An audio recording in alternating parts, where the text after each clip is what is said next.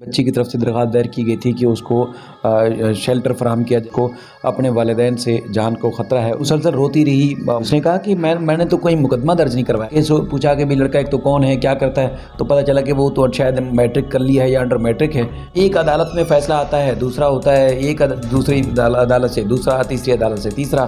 سارے لوگ جو ہے وہ پریشان ہیں کہ جب قانون ایک بنایا گیا ہے تو اس پہ عمل درآمد ایک جیسا کیوں نہیں آ گیا، تو اب سارے ادارے یا سارے محکمے خاموش ہو کے بیٹھ جاتے ہیں، یہ نکاح نام آ گیا، کیس میں نہیں کیا تھا تو پھر ہم اس کیس میں کیسے کر دیں؟ تو آپ کو جن مسائل کا سامنا صرف اسی حد تک ہی رہنا۔ السلام علیکم ناظرین، میں ہوں آپ کا میزبان ممتاز جمالی۔ اس وقت ہم ہائی کورٹ میں موجود ہیں۔ ایک اور کمسن بچی کی جو ہے مبینہ اغوا کا کیس سامنے آیا ہے۔ ایک مزید جو ہے کراچی کی بیٹی مبینہ طور پر اغوا ہوئی ہے۔ معاملہ ایک بار پھر جو ہے عدالت میں آیا۔ اس سے قبل بھی بہت سی کیسز ہم نے رپورٹ کیے ہیں کہ کیسے وہ جو بچیاں ہیں یہاں سے مبینہ طور پر اغوا ہوتی ہیں، ان کے کیس رجسٹر ہوتے ہیں، ان کے والدین جو ہے اپنی بیٹیوں کی بازیابی کے لیے مہدی کاظمی کی طرح در در دھکے کھاتے ہیں۔ آج بھی مہدی کاظمی مختلف عدالتوں میں اپنی بیٹی کی جو ہے کیس لڑ رہا ہے اور انصاف کی دہائیاں کر رہا ہے۔ اسی طرح ایک اور بچی کا کیس بھی جو ہے وہ سامنے آیا۔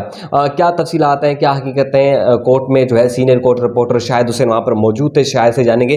شاہد، کیا کیس ہے، کیا تفصیلات ہیں؟ آپ کا بہت شکریہ۔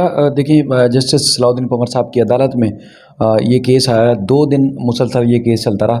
ایک تو یہ ہے کہ بچی کی طرف سے درخواست دائر کی گئی تھی کہ اس کو شیلٹر فراہم کیا جائے، اس کو پروٹیکشن فراہم کی جائے، چونکہ اس کو اپنے والدین سے جان کو خطرہ ہے، اس کے شوہر کو خطرہ ہے، تو لہٰذا اس کو تحفظ فراہم کیا جائے۔ اچھا، جس دن یہ کیس سماعت کے لیے مقرر تھا، دوسری ڈیٹ تھی اس کی، تو اس دن لڑکی کے والدین وہ بھی عدالت میں موجود تھے اور اس کی جو ہے وہ لڑکی پیش ہوئی، تو عدالت نے تو پہلے تو سنا یہ معاملہ کیا ہے، اور اس کے بعد پھر لڑکی کے والدین بھی روسٹرم پر آ گئے۔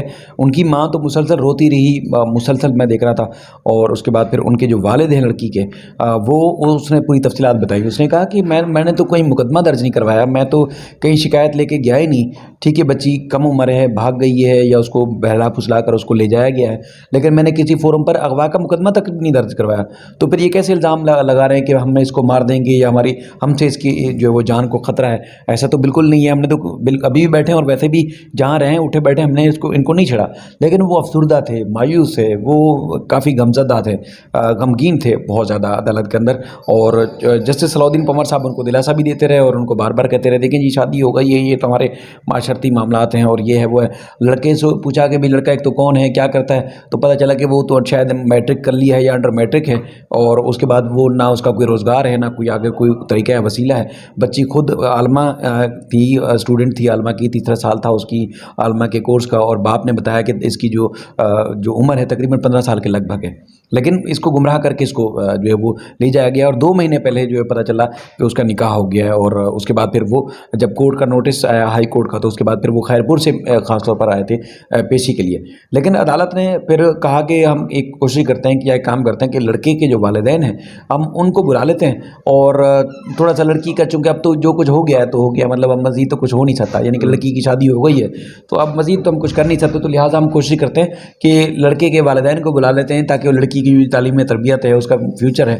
لڑکا تو چونکہ کچھ کرتا نہیں ہے، تو لڑکے کے جو والدین ہیں وہ آ کے اس کی کچھ فیور کریں گے یا اس کو تعلیم و تربیت کا اس کا جو بندوبست کریں گے۔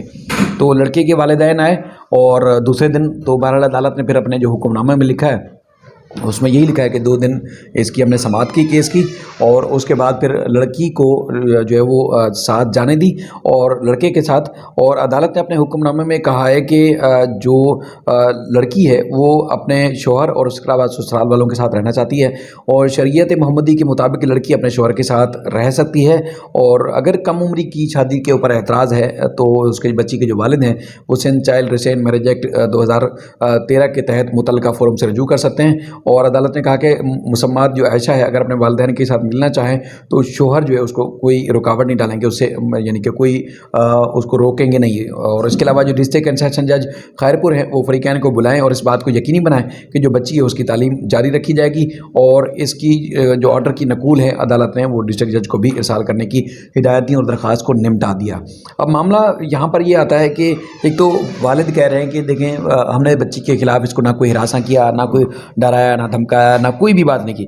لیکن بچی کم عمر ہے, قانون موجود ہے, ہم اس کی تعلیم و تربیت کا بھی خیال رکھ رہے تھے, ہم نے اس کو کوئی نقصان نہیں پہنچایا, وہ سرکاری خود ملازم ہے.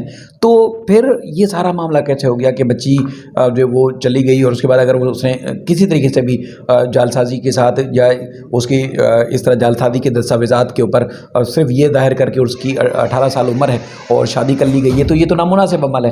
تو بہرحال عدالت نے بچی سے کہا کہ جو کمرہ عدالت میں اپنے والدین سے ملیں, اور میں دیکھ رہا تھا کہ اس کی ماں جو ہے مسلسل رو رہی تھی. جو کورٹ روم کے اندر بینچز لگی ہوئی تھی اس دن, وہ چونکہ یہ کیس کچھ عرصے پہلے کا ہے, کیونکہ ہم آپ کو پتہ ہے دوسرے معاملات پہ بزی تھے, تو یہ خبر ہم نے آج ہی اس کو پبلک کیا ہے.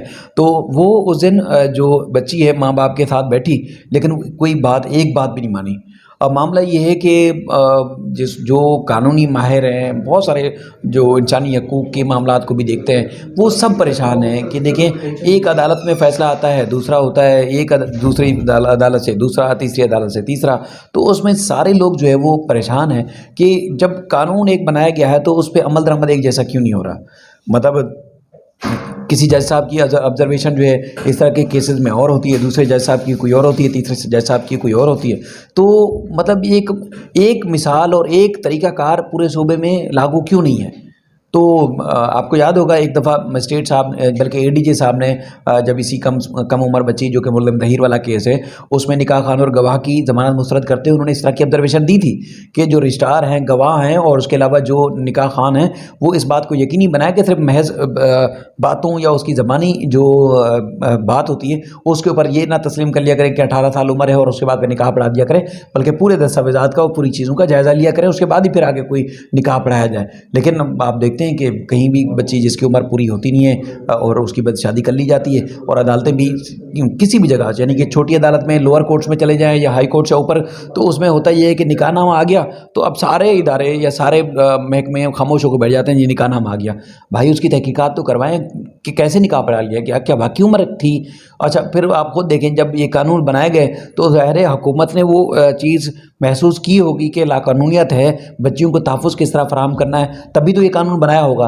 جب یہ قانون بنا دیا گیا ہے تو پھر عمل درآمد کون کرے گا؟ ظاہر حکومت یا کوئی وزیر یا وزیر اعلیٰ تو نہیں آ کے کرائے گا. عمل درآمد تو انہی جو ہمارے کہتے ہیں کہ تشریح کرنے والے ادارے ہیں, چاہے پولیس ہے یا عدالتیں ہیں, انہوں نے کرانا ہے کہ کون سا کرائٹیریا ہوگا. لیکن آپ دیکھ رہے ہیں کہ مطلب جس کی لاٹھی جس کی بھینس, اور ہر جج کی بھی اپنی آبزرویشن ہے, اور بچیاں پھر تو محفوظ نہیں ہو رہی, اس طرح تو اور زیادہ بگاڑ پیدا ہو رہا ہے. پروٹیکشن بھی ان کو گرانٹ کر دی گئی ہے. اچھا, ایج جو ہے نا لڑکی کی اپروکسیمیٹلی 18 سال ہی ہے. ٹھیک ہے سر. تو عدالت کے ریمارکس یہ ہیں کہ یہ لڑکی کے والدین ادھر سیشن کورٹ جائیں, اگر نیکسٹ فورم ان کو لگتا ہے کہ کم ہے ایج تو جا کے میجسٹریٹ کے پاس ڈائریکٹ کمپلین فائل کرے. 2 مہینے ہو گئے, شادی فری ول ہو گئی ہے, انہوں نے پروٹیکشن دی ہے, کیا آرڈر کر دیا ہے, لڑکی نے خود آ کے بیان دیا ہے. ٹھیک ہے. اچھا تو سر ٹھیک ہے نام تو اچھا, یہ کل جو چیزیں سامنے آئی تھی اس میں تو یہ تھا کہ ان کے خلاف کوئی مقدمہ درج نہیں کیا گیا تھا. کوئی مقدمہ ان کے خلاف درج نہیں کیا گیا ہے کیونکہ لڑکی کی عمر 18 سال ہے.